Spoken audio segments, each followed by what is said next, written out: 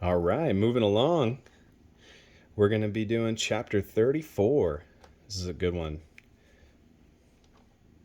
I mean, the last chapter was really good too, but chapter 34 is about a little guy named Zacchaeus from Luke 19.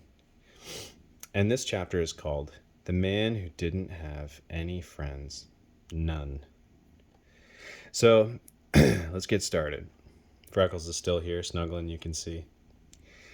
There was once a man who didn't have any friends. None. Do you have any friends? Well, of course you do. But not Zacchaeus. Poor Zacchaeus didn't have any. You're probably wondering why. Was it because he was so short? That's not a reason not to like somebody. Was it because he had a name that was hard to say? Well, neither is that. Even though he was short and he did have a funny name, that wasn't it. No. People didn't like Zacchaeus because he stole their money. Zacchaeus collected taxes. Taxes were what people had to pay to the king. But Zacchaeus took more than he was supposed to and kept extra money for himself and made himself rich. Everyone knew what he was up to, and it made them cross and grumpy. They didn't like Zacchaeus one bit.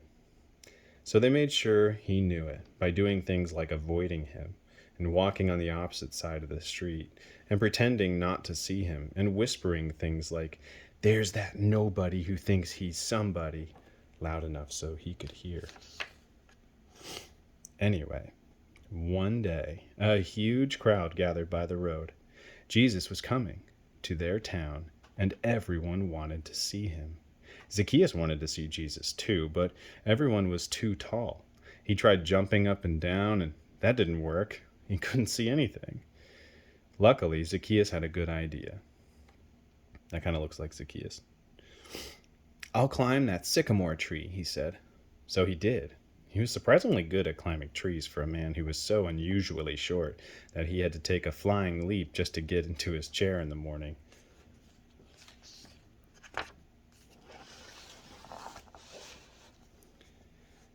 From the tree, Zacchaeus had the perfect view all the way down the road. Another minute, and suddenly Jesus was at the tree. He stopped and looked up. Zacchaeus saw Jesus, and Jesus saw Zacchaeus. "Zacchaeus," Jesus said, "I'd like to come over to your house." Zacchaeus almost fell out of the tree.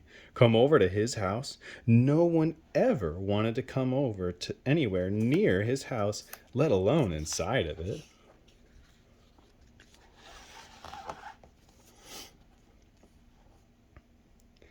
The people saw this, and needless to say, it made them ever crosser and grumpier than usual. They mumbled and murmured and muttered. Why is Jesus being kind to that big sinner? Doesn't Jesus know about him? Zacchaeus scrambled down and took Jesus to his house. He was in a big hurry because he didn't want Jesus to change his mind. Perhaps he hadn't. Lay down. Lay down. Perhaps Jesus hadn't heard about him. Perhaps Jesus didn't know about how he'd been stealing and how no one liked him and how he didn't have any friends. Perhaps he didn't know how much Freckles covered the book when we were reading it. There you go. But Jesus knew. He knew all about Zacchaeus and the stealing and everything, and he still loved him. Zacchaeus was ashamed. "Lord," he said, turning pale, "what I've done is wrong, but now I want to do the right thing. I will give the money back to everyone, 4 times what I stole." And that is just what he did. Jesus smiled. "My friend," he said, "today God has rescued you." Jesus loved Zacchaeus when nobody else did. He was Zacchaeus' friend, even when no one else was. Because Jesus was showing people what God's love was like.